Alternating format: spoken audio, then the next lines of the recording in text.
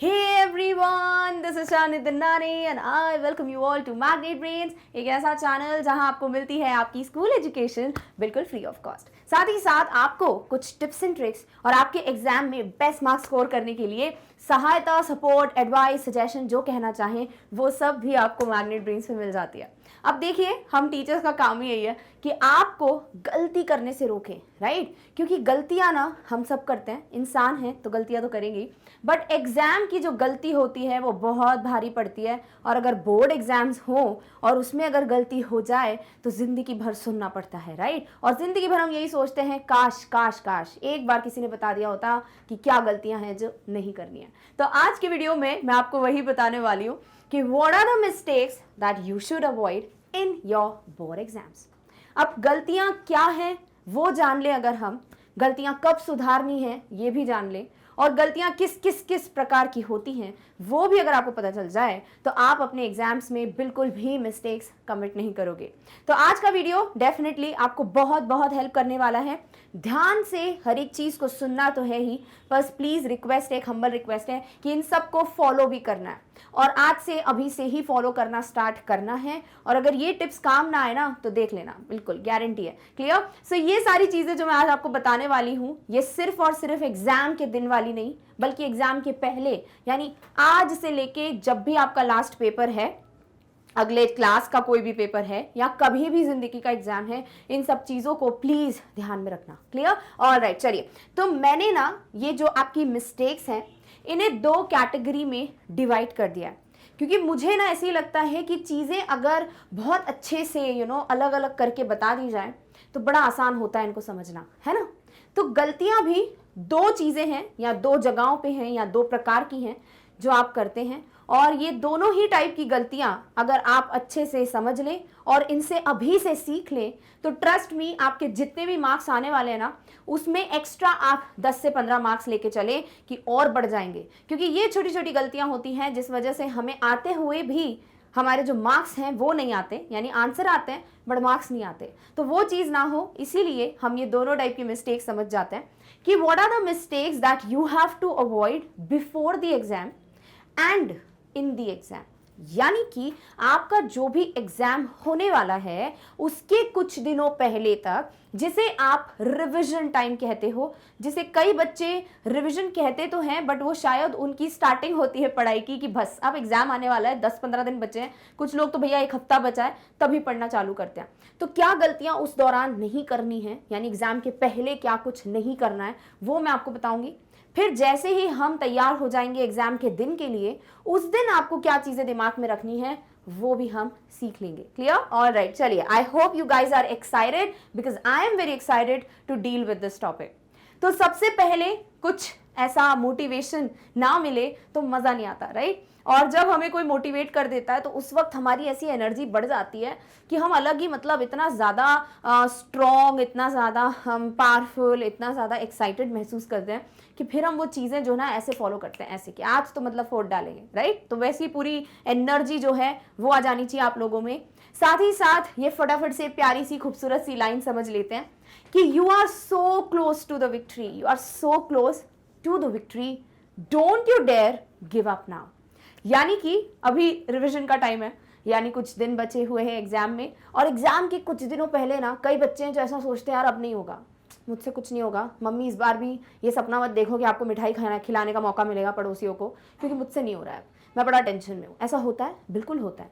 कई बच्चे हैं जिन्हें रोज लगता है यार मैं कितना पढ़ता हूँ कुछ समझ ही नहीं आता, ये भी भूल गया वो भी भूल गया, डाउट्स भी क्लियर करता हूँ फिर भी यार नहीं हो रहा है। तो वो जो टेंशन है ना वो आपको इस चीज़ पे बिल्कुल भी मजबूर ना करे कि आपने सोच लिया है कि लेट इट बी, अब जो होगा देखा जाएगा, let me just give up, let me just close the books, notebooks, everything. ऐसा नहीं, आपको पता भी नहीं है कि आप शायद जो भी मेहनत कर रहे हैं ना वो एग्जाम के दिन डेफिनेटली रंग लाने वाली है और आप बहुत अच्छे मार्क्स स्कोर कर सकते हो, क्योंकि मेहनत कभी वेस्ट नहीं जाती है, ट्रस्ट मी।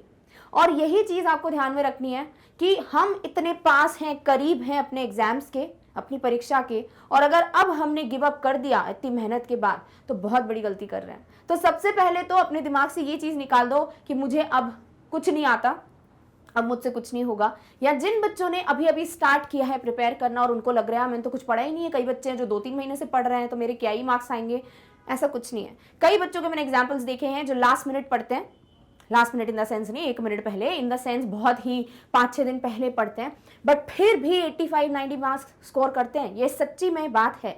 तो अगर अभी आपने पढ़ाई चालू नहीं की है तो टेंशन नहीं लेना है, बल्कि आपको और जोरों शोरों से अपनी प्रेपरेशन करनी है कि ठीक है अभी नहीं किया ना, अब देखो वो 2-3 महीने की पढ़ाई एकदम से बढ़िया तरीके से कैसे की जाती है वो अब हम करके दिखाएंगे। So yeah you are very close to this finish line, you are very close to this victory, और अब आपको गिव अप नहीं करना है। डन? ऑलराइट, चलिए।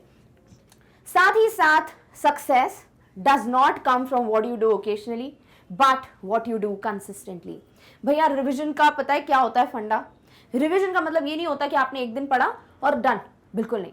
आप जो लगातार प्रेपरेशन करते हैं, यानी आज आप बड़े मोटिवेशन के साथ यहाँ से जाओगे इस वीडियो के बाद, आप में बढ़िया एनर्जी आ गई, आप बोले मम्मी आज तो देखो मैं ये भी पढ़ दूंगा वो भी पढ़ लूंगा, और अगले दिन आपको लग रहा है यार अब कल ही तो इतनी पढ़ाई की थी, आज क्या करेंगे, तो फिर जो आपने पढ़ाई आज की ना वो वेस्ट हो जाएगी, ट्रस्ट मी। क्योंकि जो लोग लगातार कोई काम करते हैं ना, जो लोग उसी एनर्जी के साथ अपने काम को करते हैं डेली, उनको सक्सेस जल्दी मिलती है। तो आपको ऐसा नहीं है कि आपने एक काम किया, आपको थोड़ा ऐसा लग रहा है कि नहीं अब मुझे रुक जाना चाहिए, आप नीचे ही उतर जाओ, नहीं। वहां तक पहुंचने के लिए ना जो भी लोग पहुंचे हैं समिट तक, उन लोगों ने ऐसी ही मेहनत की है, धीरे धीरे धीरे धीरे धीरे जाना पड़ता है, कंसिस्टेंसी बस मेंटेन करनी है। वही चीज आपको अपने एग्जाम के रिवीजन टाइम पे मेंटेन करनी है। तो पढ़ाई करो पर लगातार एक अच्छी स्पीड से करो, उसी एनर्जी के साथ करो, अपनी पढ़ाई को अपना दोस्त बना लो। कुछ ही दिन तो पढ़ना है, आपके एग्जाम के पहले कुछ ही दिन बचे हैं, राइट? तो क्यों ना उसे एक पॉजिटिव वे में हम ले और अपनी पढ़ाई जोरों शोरों से करें। डन? तो आई होप ये मोटिवेशन लेके चलना है, तभी आगे के पॉइंटर्स आपको क्लियर होंगे। Alright, okay. अब हम बात करेंगे the very first thing, that is mistakes to avoid before the exam. भैया एग्जाम के पहले क्या ही गलतियां करते होंगे हम, बहुत सारी गलतियां करते हैं और उसका नतीजा ना एग्जाम में भुगतते हो आप। बट अगर अभी से कुछ ऐसी चीजें हैं जिन पे हम काम कर लें एग्जाम के पहले ही, ट्रस्ट मी बहुत बढ़िया रिजल्ट्स आपको देखने को मिलने वाले हैं। तो वो क्या चीजें हैं जिन्हें आपको आज से अभी से फॉलो करना है? उसमें नंबर 1 पॉइंट है, start writing your answers from now. देखिए सिर्फ इंग्लिश की बात नहीं कर रही हूँ, ऑल्दो आई टेक इंग्लिश, तो सबसे पहले उसको प्रायोरिटी रखी है मैंने, बट उसके अलावा भी आप इंग्लिश कह लीजिए, आप मैथमेटिक्स कह लीजिए, आप साइंस कह लीजिए, आप बाकी लैंग्वेजेस हिंदी संस्कृत कह लीजिए, आप सोशल स्टडीज कह लीजिए, कोई भी सब्जेक्ट उठा लो, आपको सब में लिखना तो आंसर ही है, right? You have to solve the question. अभी आप उस क्वेश्चन को कैसे अटेम्प्ट करते हो, कैसे लिखते हो, आपको आंसर को कितने लिमिट में लिखना है, ये उसी दिन जाके क्यों सीखना है आपको? है आपको पहले ही रेस के पहले ही दौड़ने की प्रैक्टिस करते हो कि रेस वाले दिन ही भाग के देखते हो कि मेरे से कितना हो पाता है? नहीं। जो लोग भी स्पोर्ट्स पीपल होते हैं, स्पोर्ट्समैन, स्पोर्ट्स गर्ल, व्हाटसोएवर, तो वो लोग एक दिन पहले या उसी दिन प्रिपेयर नहीं करते, बहुत समय से उनकी प्रेपरेशन चल रही होती है। रोज भागते हैं बेचारे जो रेस में पार्टिसिपेट करते हैं, रोज गिरते हैं, रोज समझ आता है कि मैं कहाँ पे पीछे रह रहा हूँ, क्या चीज है क्या नहीं है, एवरीथिंग। तो आपको अभी से आंसर लिखने की प्रैक्टिस करनी पड़ेगी। सिर्फ पढ़ने से कुछ नहीं होगा कि पढ़ लिया, हाँ ठीक है ये चैप्टर, ये मैथमेटिक्स का कॉन्सेप्ट है, थ्योरम है, पढ़ लिया हो गया। उसको देखो, ऑन पेपर लिखो। अगर ये क्वेश्चन आया तो मैं कैसे लिखता हूँ, मेरा कैसे दिमाग चलता है, मेरे वर्ड्स क्या होते हैं, क्या चीज़ें हैं जहाँ मुझसे गलतियाँ होती हैं। तो आंसर्स लिखना चालू कर दो। अगर अभी तक नहीं किया है तो बहुत बड़ी गलती कर रहे हो। अभी से अपने क्वेश्चन पेपर को सॉल्व करना स्टार्ट कर दो। क्वेश्चन पेपर को सॉल्व करना इन द सेंस, जो भी चैप्टर से रिलेटेड क्वेश्चन मिलता है उसको लिखने की कोशिश करो कि मैं लिख पा रहा हूँ कि नहीं। क्लियर? ऑलराइट, चलिए। दूसरी जो गलती आप करते हैं वो है, you don't solve questions. You do not solve questions. You are like पढ़ लिया ना, पता है ना चैप्टर में क्या है, पता है कैरेक्टर क्या है, हमको ये भी पता है कि क्वेश्चन किस तरीके के आते हैं, अब जब आएगा तो लिख लेंगे। अरे भैया ऐसे थोड़ी होता है। खुद को पहचानोगे कैसे कि मुझसे गलतियां क्या हो रही हैं, मुझसे पेपर सॉल्व होता है कि नहीं होता है, मेरे को पेपर देख के डर तो नहीं लगता। कई बच्चे हैं जो पेपर देख के कांपने लगते हैं, नहीं होगा, ऐसा नहीं होना चाहिए आपके साथ। तो वो चीज़ें कब होती हैं? जब आप ऑलरेडी उस पेपर के साथ दोस्ती कर लो। अभी दोस्ती 1-2 दिन में नहीं होगी यार, वो फिर दोस्ती कोई काम की नहीं होती, थोड़ा टाइम लगता है, आपको बहुत एनर्जी इन्वेस्ट करनी पड़ती है। तो क्वेश्चन पेपर पहले से क्यों नहीं सॉल्व कर रहे हो? यानी आपके पास जितने भी पुराने क्वेश्चंस हैं, प्रीवियस ईयर क्वेश्चंस, या फिर जितने भी सैंपल क्वेश्चन पेपर हैं आपके पास, उसे सॉल्व करो ना। और उसे सॉल्व कैसे करो? एग्जाम में अगर हमें 1 घंटा मिलेगा तो हम 1 घंटा बैठ के घर पे उसको सॉल्व करेंगे। अगर हमें 2 घंटे मिलेंगे तो हम 2 घंटे सॉल्व करेंगे। अगर हमारा पेपर सुबह 10 बजे से है तो हम पेपर घर पे बैठ के सुबह 10 बजे से ही सॉल्व करेंगे। कभी कभी पंखा बंद करके सॉल्व करेंगे, कई सेंटर होते हैं जहाँ पे लाइट चली आती है, भाई क्या करें, राइट। तो आप वो चीज़ की प्रैक्टिस पहले से घर पे करो, ताकि वहाँ कुछ भी हो जाए आपको कोई फर्क नहीं पड़ेगा, आप बड़े चिल हैं, आप बढ़िया आंसर लिख रहे हैं और मार्क्स लेकर आएंगे। तो घर पे बैठ के पहले से पुराने क्वेश्चंस और सैम्पल क्वेश्चन पेपर, जितने भी क्वेश्चंस आपने पहले ही सॉल्व किए हैं उन्हें फिर से लिखने की कोशिश करो, सॉल्व करो, ताकि आपको हैबिट हो जाए पेपर सॉल्व करने की और आपके लिए कोई नई बात ना रहे। और जैसे आपके लिए कोई नई बात नहीं होगी क्वेश्चन पेपर सॉल्व करना, आप एग्जाम के दिन तो बढ़िया चिल तरीके से, बिना नर्वसनेस के, बहुत ज़्यादा कॉन्फिडेंस के साथ अपना पेपर अटेम्प्ट कर पाओगे। Easy, okay. चलिए, नेक्स्ट मिस्टेक जो अवॉइड करनी है वो क्या है, you have to analyze your strong and weak points.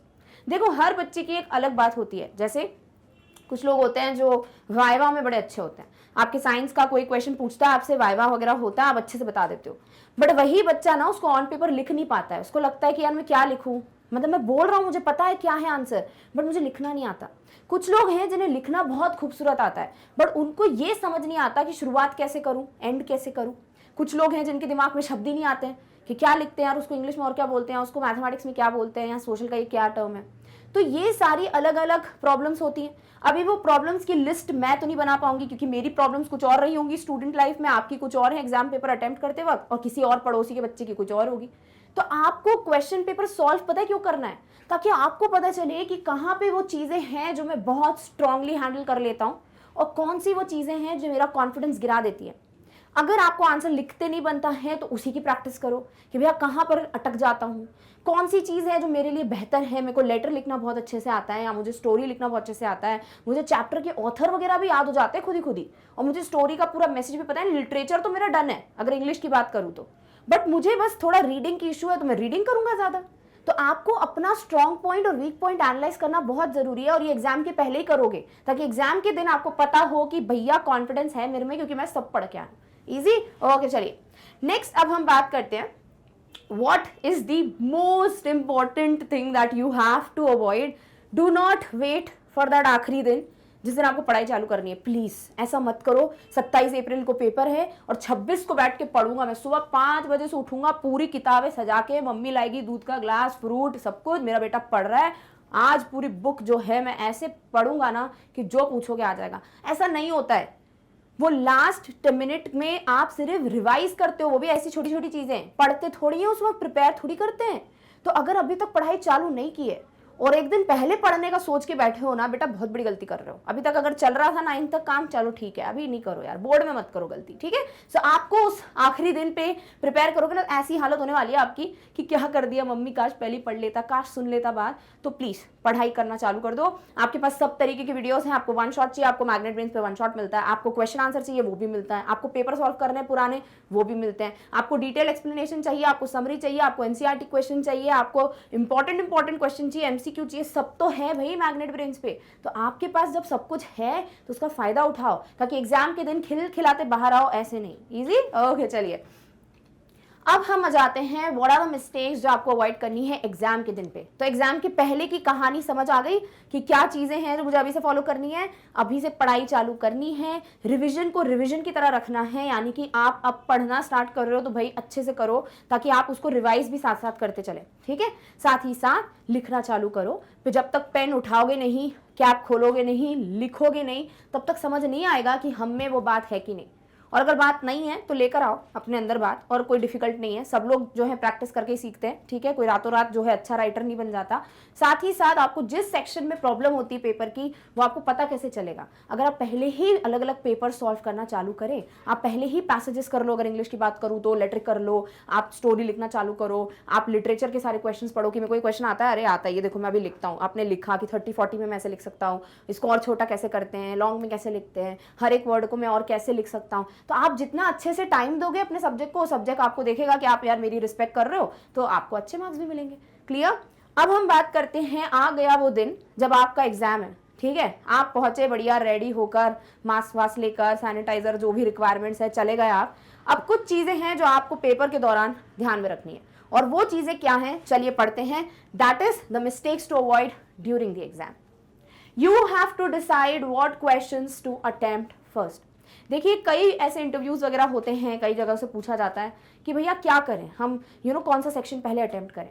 जब आप अपने घर पर, जो मैंने इसके पहले बताया ना, क्वेश्चन पेपर सॉल्व कर रहे थे, तब क्या आपको पता चल गया होगा कि मैं कौन सा सेक्शन जो है जल्दी कर लेता हूँ। मुझे रीडिंग सेक्शन में दिक्कत नहीं जाती है, कितना भी कठिन आ जाए पैसेज। मुझे राइटिंग में दिक्कत नहीं जाती, मैं लेटर लिखने में तो प्रो हो गया हूँ। मुझे ग्रामर से कोई दिक्कत ही नहीं, ग्रामर तो मेरा बेस्ट फ्रेंड है। या मुझे लिटरेचर बहुत अच्छे से आती है, क्योंकि मुझे हर प्रकार के क्वेश्चन को समझकर अटेम्प्ट करना आता है। तो ये आप डिसाइड करेंगे कि आप कौन से सेक्शन में ज्यादा कंफर्टेबल हो। इफ इन केस आपको ये पूछना है कि क्या मैं ऊपर नीचे क्वेश्चन करूंगा तो उससे कोई फर्क पड़ेगा, हाँ थोड़ा सा फर्क पड़ता है। अभी मैं एग्जामिनर हूं, ठीक है, मैं कॉपीज चेक कर रही हूँ, एक कॉपी उठाई मैंने, हाँ ठीक है, बच्चे ने पहले क्वेश्चन को पहले लिखा है, चेक किया, आराम से, मेरे दिमाग में कुछ स्ट्रेस नहीं है। वहीं एक बच्चे की कॉपी आ रही है, वो सेक्शन बी कर रहा है, फिर डी कर रहा है, फिर सी, फिर ए कर रहा है, तो टीचर ना बहुत ज्यादा ऐसे जाती है, यार पहले कौन सा किया, अच्छा ये इसके मार्क्स देखो, तो वहां शायद उनका थोड़ा सा इरिटेशन लेवल बढ़ जाए, शायद। तो डेफिनेटली अगर आप सीक्वेंस में फॉलो करते हैं, but solving the paper in sequence, you leave a positive impression on the examiner. So अगर आपको लगता है कि मुझे कोई फर्क नहीं पड़ता कौन सा सेक्शन पहले करना है, मैं टाइम मैनेज कर लेता हूँ, मेरे को कोई दिक्कत नहीं होती वर्ड लिमिट मैनेज करने में, तो प्लीज आप स्टार्टिंग से जैसे ए बी सी डी ऐसे सेक्शन को फॉलो करो। अगर आपको लगता है नहीं मुझे सेक्शन डी पहले करना है, फिर सी, फिर बी, फिर ए, तो कोई दिक्कत नहीं, मार्क्स कटते नहीं है, बट हाँ इससे ज्यादा अच्छा इंप्रेशन पड़ता है, ठीक है, जो सच्चाई है वो बता दिया, क्लियर, ऑलराइट। चलो नेक्स्ट पॉइंट क्या है, रीड द क्वेश्चन के पेपर केयरफुली। जब भी पेपर मिलता है ना, स्टार्टिंग में लिखा ही होता है general instructions, 15 minutes allotted to read this instruction. अगर वही नहीं पढ़ोगे 15 मिनट ऐसे बस इधर उधर देखोगे, भाई कैसा पेपर है, या फिर फटाफट से आंसर टिक कर लेता हूँ, या फिर पता नहीं यार क्या आया होगा, या टीचर को देख रहे हो आप पेपर बांट रही है ऐसे करें, तो ये गलती कर रहे हो।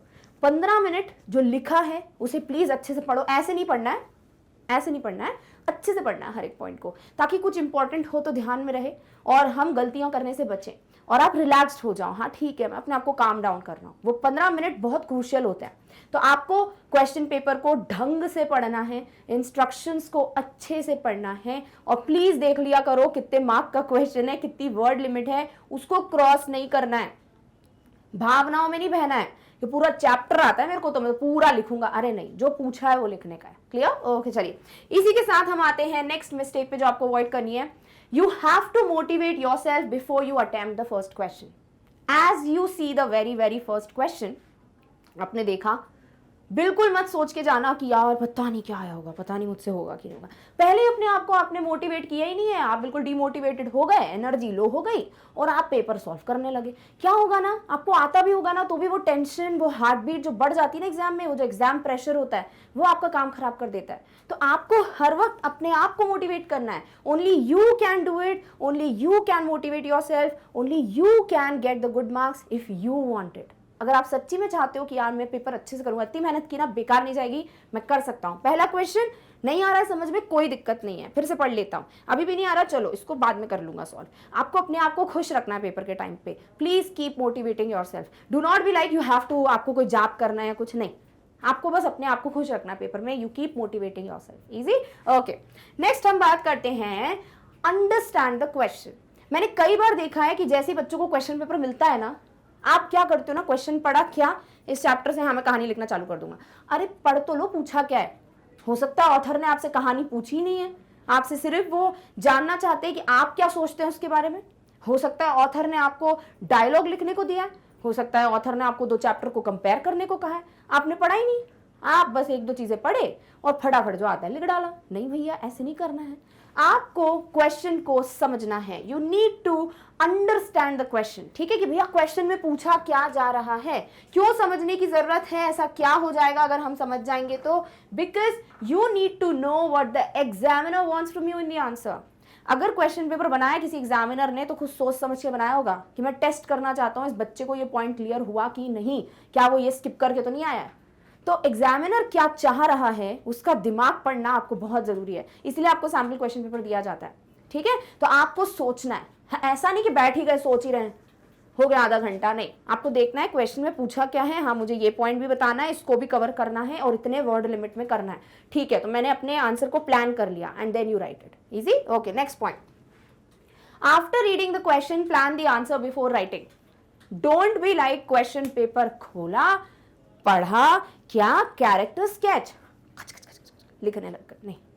Take your time, take half a minute, ठीक है, टेक 30 सेकेंड्स, एंड एनालाइज, और प्लान करो कि क्वेश्चन में क्या क्या बताना है। भाई कंपेयर और कॉन्ट्रास्ट बोला है तो मैं दोनों कैरेक्टर को कंपेयर करूंगा इतने वर्ड्स में और अलग अलग चीजें बताऊंगा इतने वर्ड्स में। स्टार्टिंग ऐसी करूंगा, एंडिंग ऐसी करूंगा, फिर लिखना चालू करो। जैसे ही प्यार मोहब्बत से समय देते हुए क्वेश्चन को सॉल्व करोगे, प्लानिंग करोगे, तो आपकी ओवर राइटिंग नहीं होगी, काटा पीटी नहीं करोगे, वही लिखोगे जो जरूरत है, और आप भी खुश, एग्जामिनर भी खुश, मार्क्स आए तो हम भी खुश, पेरेंट्स भी खुश, पड़ोसी शायद खुश। क्लियर? सो इस तरीके से आपको अपना आंसर जो है वो प्लान करके लिखना है। डन? ओके, चलिए नेक्स्ट पॉइंट जो फॉलो करना है वो है do not waste your time if you don't know the answer.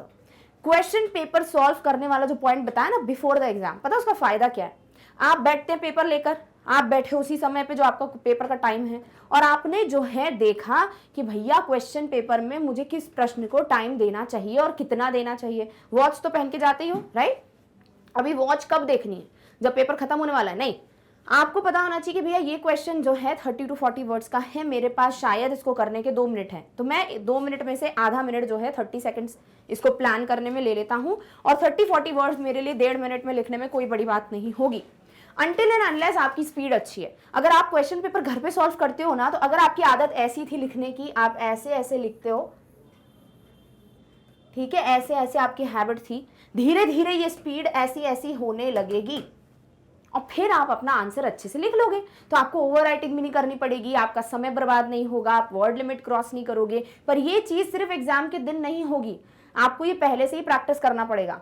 तो this is the thing you have to keep in mind while solving the paper, कि अभी भाई क्वेश्चन मिला है, मैं समय नष्ट नहीं करूंगा, क्वेश्चन पढ़ रहा हूं बट मुझे ना समझ नहीं आ रहा है, एक और बार पढ़ लेता हूं, पढ़ा नहीं आ रहा है समझ, चलो इसको मैं छोड़ता हूं, मैं आगे करता हूं, जब लास्ट में रीचेक करूंगा तो मैं इसको कर लूंगा, क्योंकि तब मेरे पास शायद टाइम रहेगा। अभी टाइम वेस्ट कर दूंगा तो जो आता है उसको भी टाइम नहीं दे पाऊंगा। जैसे आप बोलते हैं लेंदी था पेपर, लेंदी था, अरे लेंदी नहीं होता पेपर, आप समय को एक तरीके से मेंटेन नहीं कर पाते हो। So you please don't waste time if you don't know the question. Clear? Alright, चलिए नेक्स्ट हम बात करते हैं of the next point which is after writing your answer read it once. Suppose आपने कोई क्वेश्चन का आंसर लिखा, कई कबार होता है कि हम जल्दी जल्दी में ना कुछ स्पेलिंग्स गलत लिख देते हैं जिसके मार्क्स कट हो रहे हैं, आपको मार्किंग स्कीम बताई मैंने। कभी कभी ऐसा होता है कि आप जल्दी जल्दी में, आपको लिखना 3 था, आपने 2 लिख दिया, हो सकता है मैथमेटिक्स में आपने सब सही किया, लास्ट में माइनस गलत करके आ गए। तो प्लीज एक बार लिख लेते हो ना, उसको फिर पढ़ भी लो, ताकि कोई गलती हो तो उसी वक्त ठीक हो जाए। क्या आखिरी में क्या होता है, जब टीचर आ रही होती है ना कॉपी छीनने के लिए, तब पढ़ते हो तो आपको वो गलत भी सही दिखता है, तो वो नहीं करना है। गलतियां सबसे होती हैं बट उन्हें ठीक कर सकते हो तो क्यों नहीं कर रहे हो, ठीक है? सो आपको अपना टाइम ऐसे ही मेंटेन करके रखना है कि भैया मेरे को इतनी देर में क्वेश्चन पेपर सॉल्व करना है, नहीं आएगा सॉल्व करना तो मैं उसको छोड़ दूंगा, आगे करूंगा, छोड़ के पूरा नहीं आना, फिर आगे बाद में अटेम्प्ट कर लेना, और फिर मुझे क्वेश्चन में जो मैंने लिखा है उसको एक बार ध्यान से पढ़ना है ताकि गलती हो तो मैं ठीक कर लूँ। इजी? तो ये भी बहुत इंपॉर्टेंट स्टेप है, इसीलिए आपको वो भी बफर रख के चलना पड़ेगा टाइम का, कि भैया मैं इतना टाइम जो है इन्वेस्ट करूंगा अपने आंसर्स को पढ़ने में, कि मैंने जो चाहा वही लिखा, क्या वही मेरे एग्जामिनर तक पहुंच रहा है। नहीं तो फिर बाद में क्या लगता है, मैंने तो सही लिखा था मम्मी, रीचेकिंग के लिए डालो, टीचर ने गलत मार्क किया, नंबर नहीं दिए, पता नहीं मैंने क्या बिगाड़ा था। अरे नहीं, आप जो लिख के आए ना, आपको सही लग रहा था, आपने पढ़ा नहीं और गलती कर दिए, आ गए। क्लियर? तो ये नहीं करना है। डन? ओके, अब जाते हैं नेक्स्ट चीज पे, make sure you right the answers in a neat and clean manner. क्या अच्छी राइटिंग से फर्क पड़ता है? बिल्कुल पड़ता है। क्या अच्छी राइटिंग से बहुत एक्स्ट्रा मार्क्स मिलते हैं? नहीं। तो फिर अच्छी राइटिंग की जरूरत क्या है? आप देखिए, एक एग्जामिनर उस वक्त बैठ के 50 से 100 से 150 कॉपियां चेक करता है। अभी उसने देखा कि आपने सब चीज अच्छे से लिखी, अच्छे का मतलब ये नहीं आपने सजाकर कैलीग्राफी करते हुए लिखा है, नहीं, आपने सब शब्दों को ऐसे लिखा है कि समझ आ रहा है। अब इसका मतलब ये नहीं कि आपने इधर डोंट लिखा और आप यहाँ पर इतनी जगह छोड़कर नो लिख रहे हो, फिर यहाँ लिख रहे हो द और फिर लिख रहे हो आंसर। इतनी दूर दूर नहीं लिखना है, आपको लिखना पास पास है, बट ऐसे लिखना है कि आपका डोंट DONT ही लगे, आपका एपोस्ट्रोफी ही लगे।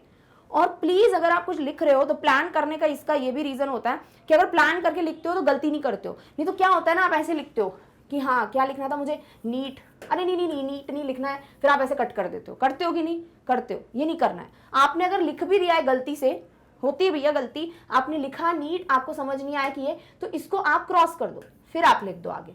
बट इसका मतलब ये नहीं हर एक 2 मिनट पे क्रॉस कर रहे हो, तो डिजाइन नहीं बनाना, 100 थोड़ी खेल रहे टीचर के साथ, ठीक है? तो आपको ये चीज ध्यान में रखनी है कि आपका आंसर साफ होना चाहिए, यानी कि बहुत काटा पीटी मत करना, बहुत खूबसूरती से भी नहीं लिखना है, बट ऐसे लिखो कि आपकी ABCD जो भी लिखा आपने वो क्लियर हो, एग्जामिनर पढ़ पाए बेचारा। ऐसा नहीं कि वो चश्मा ऐसे गड़ा के पढ़ रहा है कि क्या लिखा है, ऐसे नहीं होना चाहिए। नॉर्मल लिखो, राइटिंग को ऐसे लिखो कि वो एटलीस्ट रीड कर पाए जो भी टीचर है, और साथ ही साथ आपका पॉइंट पहुंच जाए, ठीक है। तो मेरा यही कहने का मतलब है कि राइटिंग सुधारने की बात मैं नहीं करूंगी, प्लीज ऐसा कुछ नहीं कि मैं आपको बोलूंगी अभी राइटिंग सुधारो, बट ये चीज सुधार लो कि आपको काटा पीटी नहीं करनी, ओवर राइटिंग मत करो। डन, ओके, चलिए नेक्स्ट बात करते हैं। नेक्स्ट पॉइंट है, ज्यादा स्पेस लीव करने से ज्यादा मार्क्स नहीं मिलेंगे।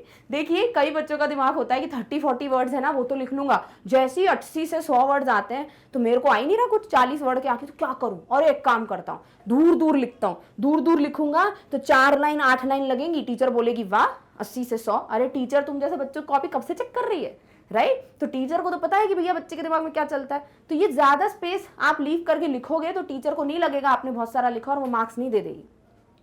तो ज्यादा जगह छोड़ने से आपके मार्क्स बढ़ जाएंगे, ऐसा आपका गलतफहमी है, मत करना ये चीज। स्मार्टनेस दिखानी है तो आंसर को अच्छे से लिखकर दिखाओ, ऐसे स्मार्टनेस का क्या ही फायदा है, ठीक है। तो शॉर्टकट नहीं अपनाना है, ज्यादा स्पेस नहीं छोड़ना है, आपको प्रॉपरली जैसे लिखते हो वैसे लिखो, ध्यान से सोच समझ के लिखो, और वो दिमाग तभी चलेगा जब पहले से पढ़ के जाओगे। तो आपका मेन इंपॉर्टेंट टाइम होता है आपका रिविजन टाइम, जो अभी से चल रहा है आपका, बस वहां गलतियां आपने सुधार ली तो आप एग्जाम के दिन ये सब फॉलो बहुत अच्छे से कर लोगे। डन, ओके, चलिए।